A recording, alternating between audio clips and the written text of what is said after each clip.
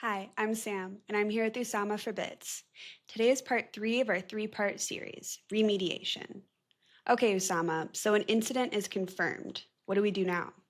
Hello, Sam. Hello, everyone. It's kind of tricky. A lot of times, what happens is we end up running around like headless chickens.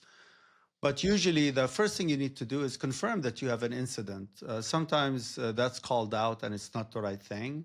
The other thing is, if it is an incident, now you need to kind of involve your management and your technical staff, especially the ones that are knowledgeable for how to deal with this, and definitely establish a communication channel so that you can inform your management and inform your user community. A lot of times, what happens is as you're trying to make changes, as you're trying to deal with the event, everybody wants an update and it gets really confusing. Setting up a special team that deals with the communication helps tremendously. Okay, so what's the next step after that? Well, depending on the environment that you're in, I would cut off the internet access because that would block command and control that's established by the attackers.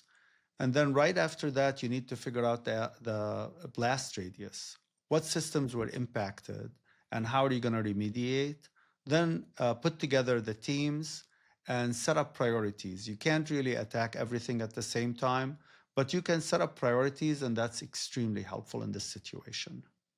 So do you just immediately start fixing and working on the equipment, or are there other processes involved? If you're a smaller organization, sure, you can start fixing immediately. But in larger ones, you need management approval and orchestration. You need to prioritize, especially around critical systems. So I would say it depends on the environment, and you probably know your environment better than anyone else.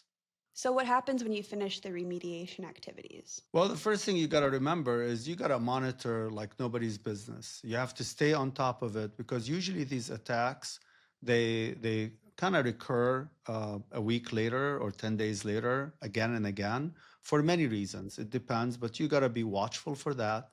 You have to rotate your team because you got to make sure that they're well rested and they're able to deal with any events that could happen afterwards.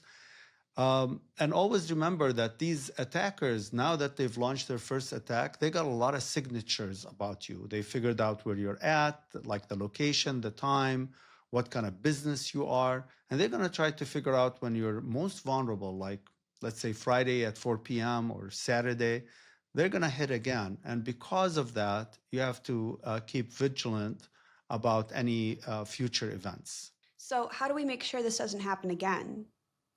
One thing I would say that is extremely important in all these situations is one, you have to debrief. You have to debrief with your staff, debrief with any of your vendors, debrief with management, and post that you have to go back and talk to your NOC, talk to your compliance team, and debrief with them and figure out what are the lessons learned.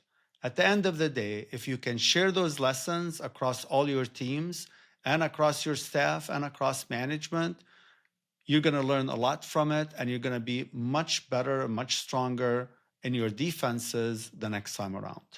Perfect. Thanks so much, Usama. So that wraps up our 3-part series on incident response, from preparation to detection to remediation. We'll see you next time on Bits.